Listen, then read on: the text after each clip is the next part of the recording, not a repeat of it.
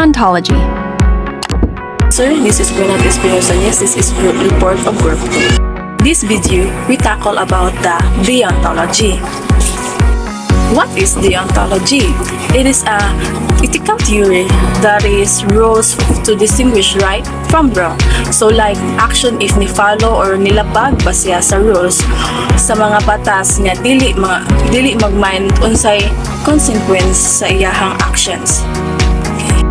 Kant, he believed that ethical actions follow universal moral laws such as don't lie, don't cheat, don't steal. According to the Immanuel Kant, we are two rights of theory. First, goodwill. Kant could argue that the only thing inherently things is a goodwill. So this is not about the achieving goods and outcomes, but rather acting from the sense of the duty and the moral obligations regarding of the consequence. So the intention behind the actions is a paramount. Second is categorical imperative. So it is Kant's central concept in ethics. It is a principle of moral reasoning that dictates how we ought to act. Overview of Immanuel Kant as a highly influential figure in the Western philosophy. So, names on date. This slide permanently features Immanuel Kant's name and the lifespan. April 22, 1724, February 12, 1804. This established his historical context within the Enlightenment era. So the text highlights Kant's importance describing him as. So first, a German philosopher and the most influential thinker of the Enlightenment era. So one of the greatest Western philosopher of all time. This emphasizes his lasting impact on the philosophical thought. This slide points out that Kant's most influential works focus on epistemology. It's also called theory of knowledge. This branch of the philosophy deals with the nature of the knowledge, how we acquire it, and what its limits are. Aesthetic. This explores the natures of beauty, art, and taste. Ethics. This is concerned with moral principles and values. These three areas represent core aspect of the philosophical inquiry, and Kant's made a significant contribution to all of them. I'm Liza Fernandez. So my assigned topic today is about Immanuel Kant's works. So Immanuel Kant's there are three types of works. First is groundwork for the metaphysics of morals. Second is creating a practical reason, year 1785. And last are the metaphysics of morals and ethics. Is deontological. Deon comes from the Greek for duty or obligation or obligation. Goodwill on duty. For Kant, a moral theory must be grounded on an account of what is unconditionally good. Conditionally good, money, power, strength, happiness. So power can be used to help others to harm them. It's a tool, not inherently good or bad. Power is similar to money. Power can be used for good, just governance, or evil, tyranny. The morality lies in how it's wielded, not in the power itself. Strength is to achieve noble goals or selfish ambitions. The strength itself is morality neutral. Last is happiness. Happiness is a consequence, not a moral foundation. Unconditionally good a goodwill. So something is good in itself, then goodwill is a goodness is intrinsic. So example on truthfulness, justice, and compassion. So truthfulness, telling the truth. An example ka na wag tangan kag trabaho, so that is being truthful is inherently valuable. Justice, so upholding justice is unconditionally good, even if it's difficult or unpopular. And compassion, so showing compassion is unconditionally good hapon siya. A person is a goodwill insofar as they form their intentions on the basis of a self-conscious respect for the moral law. So ang iyang kunan is a person emphasizes sa kanang intention behind action. So ang example niya is helping an elderly person cross the street, or kanang returning a lost wallet. So returning a wallet filled with money because it's the morality right thing to do, not because you forgetting code. Showcases a goodwill. A goodwill whose decisions are wholly determined by moral demands. So ang kuan yan is kanang a person with a good will always prioritize moral duty above all them, including personal desires or potential consequences. So ang example niya is kanang a soldier refusing to follow an immoral order, and a whistleblower exposing corruptions, and donating to charity despite financial hardship. Good day, everyone. I'm Irish Nicole Davalos. Deontological moral theory. The rightness or wrongness of action does not depend on their consequences, but on whether they fulfill our duty. Neither consequences nor emotions determine moral worth. Deontology, also known as deontological ethics or duty-based ethics, is a moral theory that judges the morality of an action based on whether it aligns with a set of rules and duties rather than its consequences. It focuses on the inherent rightness or wrongness of action regardless of the outcome. The example of deontological moral theory is the Ten Commandments. These rules, such as do not murder and do not steal, are considered inherently wrong or right regardless of the potential consequences, or following or violating them. Neither consequences nor emotions determine moral worth. Kant believed that the morality is determined by duty and reasons, not by the outcomes of action or emotions experienced during them. Consequences, including Kantian ethics, focuses on the intrinsic rightness or wrongness of action, regardless of their consequences. For example, lying. Lying is considered inherently wrong if even lying could save someone's life. Emotions. Emotions, while natural, can cloud judgment and lead to actions that are not in accordance with the moral duty. I find you disgusting, but I'm going to help you anyway. A Kantian hero. The statement exemplifies a Kantian hero by demonstrating a strong moral obligation to help others even if they are personally disliked. Kant's ethics emphasize the importance of acting from a sense of duty rather than based on emotions or outcomes, aligning with the described actions. A categorical imperative. Supreme principles of morality or fundamental principles of our moral duties. Principles that are intrinsically valid. They are good and of themselves. They must be obeyed by everyone in all situations and circumstances. If our behavior is to be observed the moral law, morality must be based on the categorical imperative because morality is such that you are commanded by it, and is such as that you cannot opt out of it or claim that is not applied to you. The categorical imperative, a concept in Immanuel Kant ethics, as a universal moral law that detects how we ought to act, regardless of our desire or circumstances. It's not based on a personal inclination or outcomes, but on reason and a duty to act in ways that could be universally applied.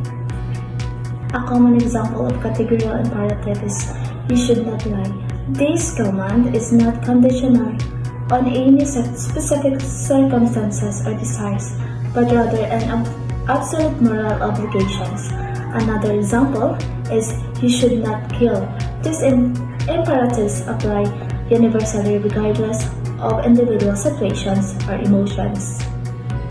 First formulation, the formula of universal law. Act only in accordance with the maxim through which you can, at the same time, will that it become a universal law. An action is morally permissible only if the maxim on which the action is based could be affirmed as a universal law that everyone obeys without exception. The mark of immorality, then, is the one makes an exception for oneself. First formulation, formula account. This means that an action is morally permissible only if the principle behind it or the maxim could be followed by everyone without exception. Essentially, if you act on maxim, you should be able to imagine everyone else acting on the same maxim without it leading to contradiction or harm. Maxims, these are the principles or rules that guide your actions. For example, the maxim, I will always tell the truth. The universal law, this refers to a law that applies to everyone without exception. If the maxim, when universalized, leads to a contradiction or the situation that undermines itself, then it is morally impermissible. For instance, if everyone made false promises, the institution of promise will be destroyed, making the maxim or making false promises self-defeating and therefore immoral. The mark of immorality is often sensed as making an exception for oneself when a principle is not universal. I'm Linya Laron, the port reporter of Group 2. I mean picture is, does this make me look fat? Og mitubagang usa, I cannot tell a lie. So, kato nga scenario is nag-illustrate to siya og social pressure and anxiety surrounding body image and honesty in relationship. Second formulation, the formula of the end in itself. So, act that you use humanity whether in your own person or in the person of any others, always the same time as an end, never merely as a means. Immoral to treat someone as a thing of merely instrumental value. Person have intrinsic, non-instrumental value, and the moral address material sides of the moral laws. Kant argues that the moral laws must be aimed at the end that is not merely instrumental but is rather an end in itself, which are only rational agent. Example, atong second formulation is violated, like exploitation of labor. A factory owner pay worker extremely low wages, knowing they are desperate and for income for having one end. So first person, based in scenario, but I need you to be happy. The second person, that's not how this works. So, for example, atong nga scenario in the real life, controlling behavior. For example, a partner constantly pressures their significant other to change their personality, career, or friendship to fit their ideal conditional on the other person. So the example in the real life, controlling behavior, emotional manipulation. So controlling behavior, like a partner constantly pressure their significant other to change their personality, career, or friendship to fit their ideal. Then emotional manipulation. A person uses guilt or emotional blackmail to get what they want from someone else. Hello sir, good afternoon. I am representative of Group 2 presentation and I am here in the front to share my topic. My topic is about third formalization. Third formalization, the formula of the kingdom of ends. The kingdom of ends is a concept from the moral philosophy of Immanuel Kant, particularly in his groundwork for the metaphysics of morals, the third formulation of the categorical imperative, which is often associated with the kingdom of ends. So I have three kinds example of the kingdom of ends. First is universal legislation, or in Tagalog, pangkalahatang batas. Ito ay kumikilos lamang ayon sa mga kasabihang iyon kung saan maaari mong sa parehong oras ay nais na ito ay magiging isang universal na batas. And second is respect for persons. Treat humanity whether in your own person or in the person of any other always at the same time as an end and never merely as a means to an end. Third is moral community. Ambition and community where all the individuals are moral agents who legislated of follow laws that respect and dignity and worth of its persons. The notion of an universal law provides the form of the categorical imperative and rational agents as ends in themselves provide the matter. These two sides of the categorical imperative are combined into yet another formalization. So this means that every rational being should be respected and valued for their own sake, and moral actions should be guided by principles that could be accepted by all rational agents. Act in accordance with the maxims of a member giving universal law or for a merely possible kingdom of ends. The maxims of member giving universal law for a merely possible kingdom of ends are rooted in the ethical philosophy of Immanuel Kant, particularly in his formulation of the categorical imperative. This concept emphasizes the importance of the treating individuals as end in themselves are not merely as means to an end. So here's how one might act in accordance with these maxims. First is universalizability. Before taking an action, consider whether an principle behind that action. If you are considering lying to get out of the difficult situation, ask yourself, and the action cannot be universalized without contradiction. Second is respect for person. Always treat others as ends in themselves, recognizing their inherent worth and dignity. Third is moral duty. Act out of the sense of the duty guided by moral principles rather than personal inclinations or consequence. Fourth is kingdom of ends. Ambition of community where all individuals act according to maxims that could be accepted by everyone. Five is practical reason. Engage in practical reasoning that determine the moral implications of your action. A kingdom of ends is an ideal in which all citizens fairly respect the intrinsic worth of the humanity and all others because of an autonomously self-imposed recognition of the benignness of the universal moral law for all rational agents. Kant's improvement on the golden rule, the categorical imperative. Immanuel Kant's categorical imperative is often seen as improvement as a more rigorous formulation of the ethical principles underlying the golden rule, which states, "Do unto others as you would have them do unto you." So, do not do unto others as you would have them do to you.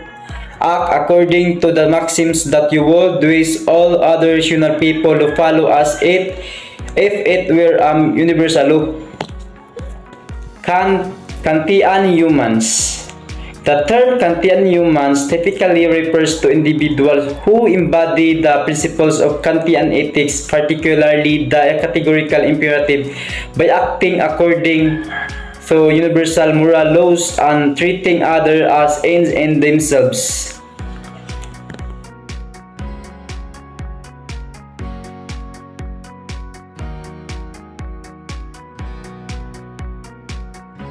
Deontology is a branch of ethics that emphasizes the moral duty of individuals to act according to certain principles, regardless of not the consequences. It focuses on the inherent rightness or wrongness of actions based on these principles, often referred to as deontological principles. These principles are derived from various sources, including religious teachings, cultural norms, or philosophical reasoning.